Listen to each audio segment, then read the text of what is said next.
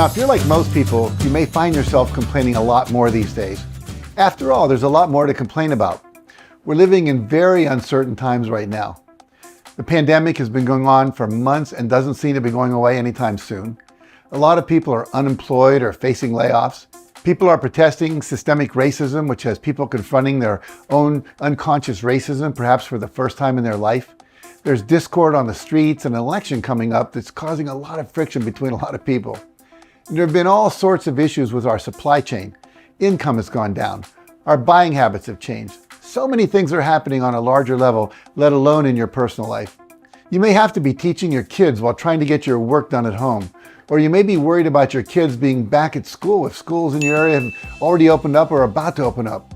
There's a lot of extra stress, which means a lot of things to complain about. But here's the thing about complaining. It will never get you the better results that you want.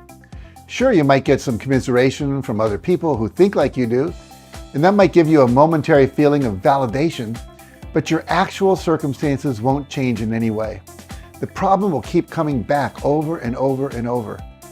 Now, there's an equation I always teach my students. You've probably encountered it with me before. It goes like this: E plus R equals O. And that stands for event plus your response equals an outcome. So when something happens in your life and you don't like the outcome, the only way to get a different result is to actually change your response. And if you want to change the outcome, you've got to change that response.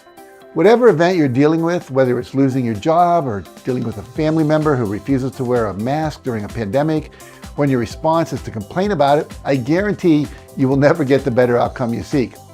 So today, I'd like to walk you through the process of transforming your habit of complaining into taking action that actually gives you the results you want.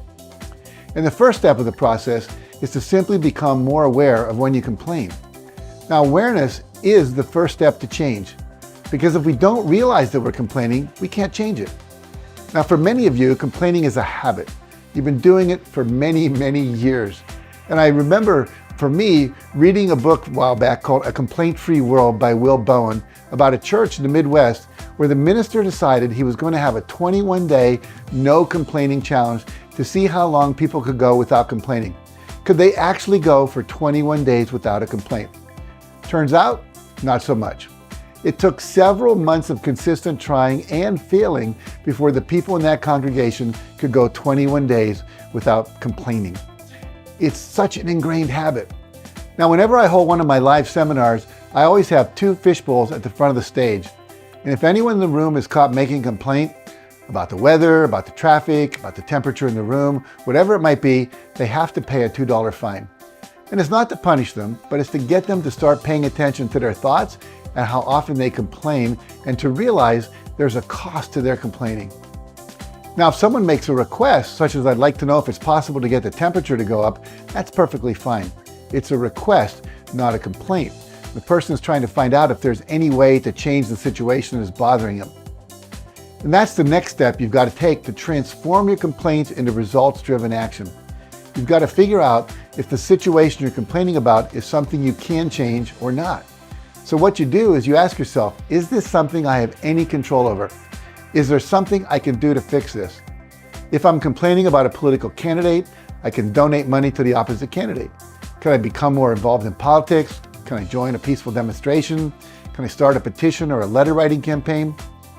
Now, if I'm complaining about the children making too much noise, again, ask yourself, is there something I can do to figure out how to better occupy them? Or can I wear earphones when I'm working to block out the noise?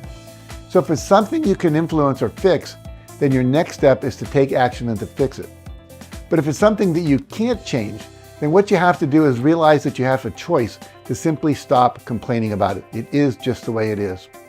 You don't have to be putting yourself through that feeling of frustration and helplessness. You know, one of the things I love that Byron Katie teaches in her work is that there's my business, there's other people's business, and there's God's business. My business is something I can actually do something about. How you raise your children is your business. How I raise my children is my business. And a tsunami in Japan or Indonesia, that's God's business. I can't do anything about that. So it's useless to spend time thinking about it or even feeling bad about it. Now, if you want to donate money or volunteer time to relief aid, that's great. But complaining about it is simply a waste of time. So you've got to look at what you actually have dominion over and what you can do, and then ask yourself, Am I willing to do it? Now, one of the things that complaining does is it makes you weak. It keeps you in a powerless condition. And often people do that as a way of avoiding to have to take an uncomfortable action. It's easier to complain about it to anyone who will listen than to do the thing that actually is uncomfortable, that will get you the result you want. But if you don't take action, you're going to remain stuck right where you are. So this month, as a way of beginning to lean into letting go of complaining, I want to challenge you to take part in my 7-day no complaining challenge.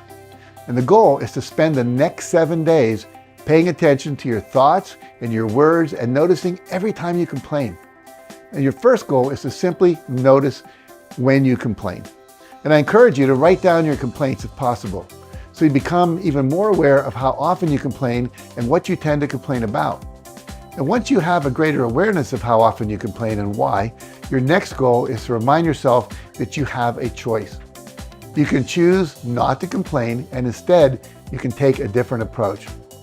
You know you can complain about the aches and pains in your bodies, or you can do the things that remove those aches and pains. You can get more exercise, or take an online yoga or a Pilates class. You can eat healthier, non-inflammatory food. You can drink more water and get more sleep. You can get a massage. You can use essential oils like CBD, or take supplements that improve your joint and muscle health and make your body feel better.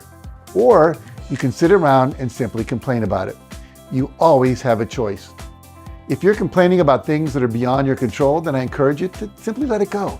Think about something else instead. Focus on the positive things in your life. Practice gratitude for those things. Focus on the things you can change and then take action to change them. Now, another thing you can do is take a 7-day vacation from watching the news.